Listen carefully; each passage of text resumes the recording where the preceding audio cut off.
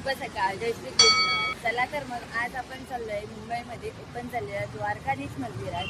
तर हे मंदिर कुठे आहे, मध्ये कुठे काय काय आहे हे बघण्यासाठी तुम्ही हा माझा व्हिडिओ आज शेवटपर्यंत बघा. आता माझा फ्रेंड येईलच, आपण ट्रेनने जाणार होतो आधी, तर मग आपण कॅन्सल केलं कारण तिथून ऑटो वगैरेचा थोडा प्रॉब्लेम होऊ शकतो. दॅट्स बेटर आपल्याकडे बाईक आहे, तर मग आपण विचार केला की बाईकने जाऊया. बघूया तो येतो आहे, मी इथे वेट करते त्याचा. मला वाटते आपण बघूया कुठे आहे ते बघण्यासाठी लास्टपर्यंत व्हिडिओ बघत राहा. Continue stay tune.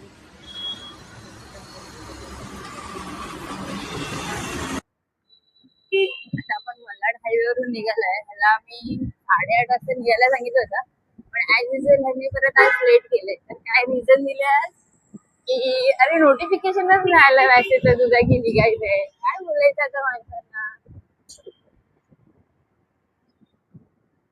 जोकचं पाठ. चला आपण आता स्टार्ट केलंय राईडला. द्वारकाधीश मंदिर, तेही आपल्या विरारमध्ये.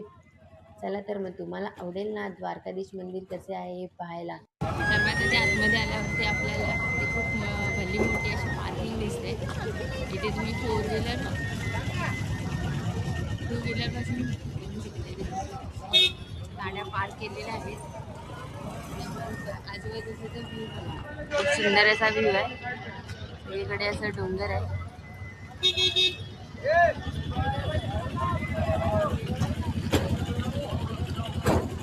आणि हे आहे विवा कॉलेज. तुम्ही बघू शकता.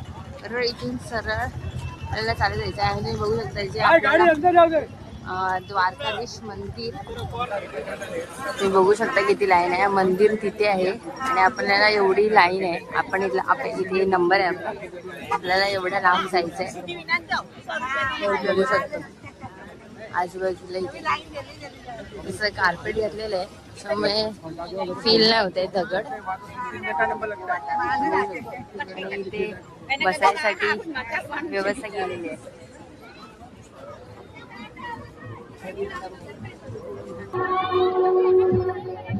वसई विरार शहरामध्ये शिरगाव येथे हे मंदिर बांधण्यात आले असून जशी गुजरातमध्ये द्वारका आहे तशी प्रतिकृती इथे तयार करण्यात आली आहे. असं सुंदर असे हे द्वारका मंदिर तुम्ही बघू शकता. खूप सुंदर असं मंदिर आहे. आतमध्ये आल्यावरती इथे पाण्याची व ज्यूसची व्यवस्था केलेली आहे. ज्यूस पिऊन घेऊया. वसई विरार शहरामध्ये शिरगाव येथे हे मंदिर बांधण्यात आले. गुजरातमध्ये सेम जसे द्वारका आहे तसे सेम प्रतिकृती इथे रचण्यात आली आहे. जसं की आपल्या मुंबईमध्येच म्हणजेच आपल्या विरारमध्ये ही प्रतिकृती रचण्यात आली. खरंच खूप सुंदर असं मंदिर आहे. लाईव्ह दाखवण्याचा प्रयत्न केला आहे. जेव्हा प्राणप्रतिष्ठा होती तेव्हाचे काहीसे सीन आहे तिथे ते दाखवण्याचा प्रयत्न केला आहे. आणि इथे छोटंसं गार्डन देखील आहे लहान मुलांना खेळण्यासाठी. बघू शकतो आपण इथे मंदिराच्या बरोबर अपोजिट साईडला ते हवनकुंड देखील आहे. जिथे ज्या दिवशी प्राणप्रतिष्ठा होती तिथे हवनकुंड बनवलं आहे.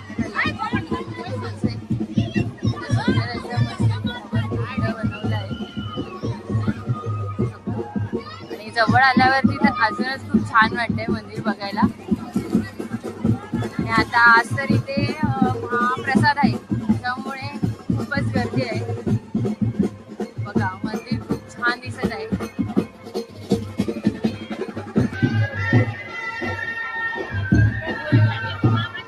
हे मंदिर बांधण्यासाठी कोणत्याही लोखंडी साधनांचा किंवा साच्याचा वापर केलेला नाहीये. त्याच्यामध्ये पूर्णतः पंची पहाड करून दगडा बनवलेल्या पूर्ण दगडाचं बांधकाम आहे. एकदम बारीक काम आहे आणि पूर्णपणे दगडात कोरलेले ते काम. आणि इथे बसायसाठी पण असे छान व्यवस्था केलेली आहे तिथे सुंदर अशा.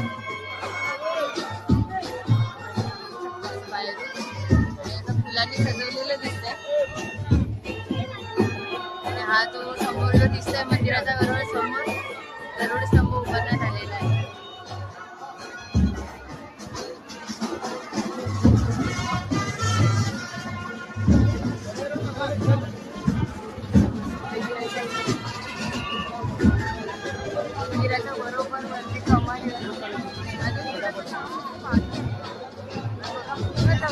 ठेवलेला आहे.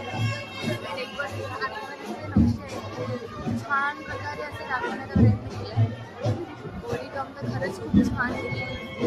इथे गणपती बाप्पाचं दर्शन झालं आतमध्ये. एंट्रन्स तर बघा छान केलं.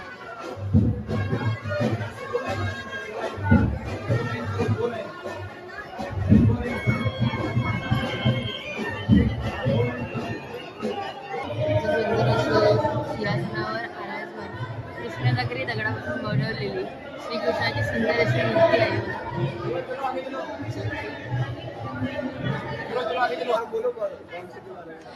इथे आपल्याला सिक्युरिटी भेटले. इथे खूप छान प्रकारे यांची अरेंजमेंट आहे. इथे प्रॉपरपणे माणसांना सोडता येते आतमध्ये.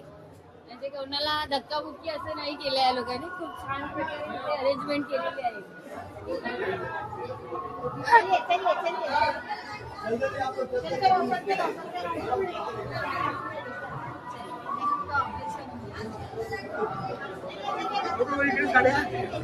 मंदिराच्या एंट्रन्स होती जी हत्ती आहे ते ही दगडाच्या आतमध्ये कोरलेले आहे असं. आणि त्याच्या आतमध्ये जे नक्षीकाम आहे ते पण खूप छान प्रकारे असं बोलतात ना एकदम कोरीव एकदम परफेक्ट असं काम केलेलं आहे बघू शकता. आणि इथे तर हत्तीचे जे मुवमेंट्स आहेत ते असं छान प्रकारे असं भिंतीवरती कोरले आहेत बघू शकता. आणि पूर्णपणे कोरलेलं काम आहे दगडावरती. आणि याच्यावरती आपल्याला इथे 111 जी कृष्णाची नावे आहेत त्याच्या भिंतीवरती छान प्रकारे त्यांनी डेकोरेशन करून बघा दाखवण्याचा प्रयत्न केलाय. आणि मंदिर बाहेर आतमधून जेवढं सुंदर आहे त्याचप्रमाणे बाहेरून पण खूप सुंदर आहे. खाली ध्यान केंद्र आहे तिथे जाऊया.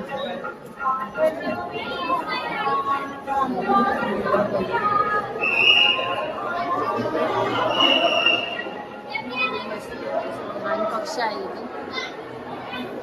पण पूर्णपणे असं दगडाच्या आतमध्ये केलेलं आहे. आणि इथे काहीशा कथा बोलू शकतो आपण ते दाखवण्याचा प्रयत्न केला. श्लोक कथा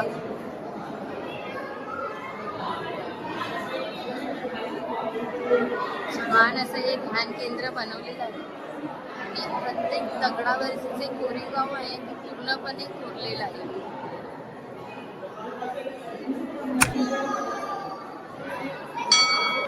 मंदिराच्या बरोबर खालच्या साईडला एक ध्यान केंद्र तयार केलं. त्याच्यामध्ये असं सुंदर अशी शंकराची पिंड व ओम आहे. इथे बघू शकतो इथे जे खांब आहे त्याच्यावरती पूर्ण कोरीव काम केलेलं आहे. अजून इथे थोडंसं काम बाकी आहे. तरी पण हे लाईट्स जेव्हा संध्याकाळची वेळ असेल तरच खूप छान दिसेल. हे बघू शकता इथे बघा. इथे आता हे थोडे थोडे लाईट्स टाकले तर हे खूप छान दिसेल.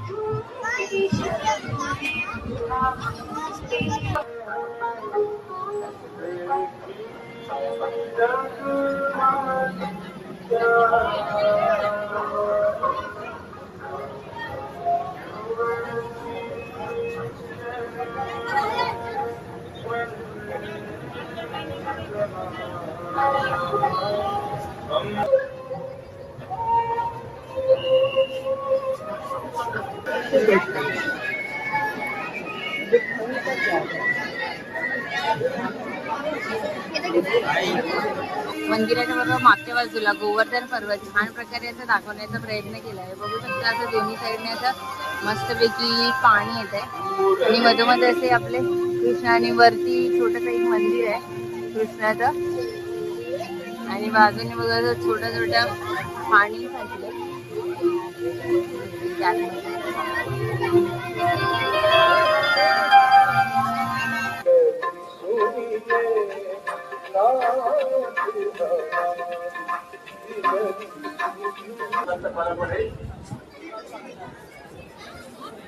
या मंदिराचे उद्घाटन 26 नोव्हेंबर 2025 रोजी श्री शंकराचार्य स्वामी अविमुक्तेश्वर यांच्या हस्ते करण्यात आले आहे. जसे मी तर काही गुजरात मधले द्वारकाधीश मंदिर अजून काही पाहिले नाही आहे, पण मंदिर बघितल्यावरती म्हणजे बोलतात ना की तिथेही जाऊन ते मंदिर बघूया. आपल्याला कधी कृष्ण बोलवतील आणि मग आपण तिथे जाऊन हे मंदिर बघू.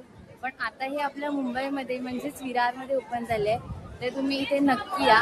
तुम्हाला पण हे मंदिर खूप छान मंदिराच्या बरोबर बाजूला प्रवचन कक्ष बांधलेला आहे, हे बघू शकता. आणि आता असं परत एकदा आपल्याला कृष्णाचं दर्शन झाले.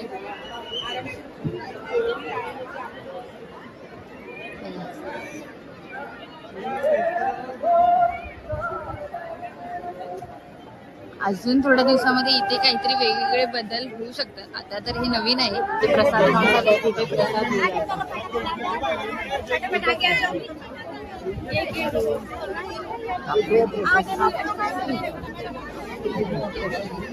आपल्याला प्रसाद भेटलेला आहे.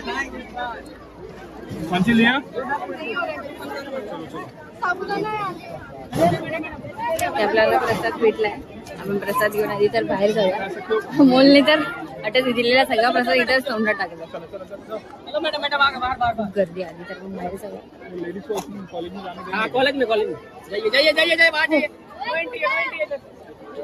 फायनली आपण आलोय दर्शन वगैरे घेऊन. खूप छान प्रकारे आपलं दर्शन झालंय इथे आणि टेक प्रसाद पण भेटलाय आपल्याला. आता बघूया भंडाऱ्यात गर्दी आहे का. जर गर्दी नसेल तर आपण भंडारा घेऊ, आणि जर अदरवाईज गर्दी नसेल तर मग आपण घरी जाऊया. फायनली आम्ही भंडाऱ्याचं जेवण जेवायला आलेलो आहे. तर आम्ही फटाफट जेवून घेतो आणि मग बघा गर्दी. आणि भंडारा इथे आल्यापर्यंत भंडारा कसं सोडणार. भंडारा तर राहायचेच ना, भंडारा जेवूनच जाणार.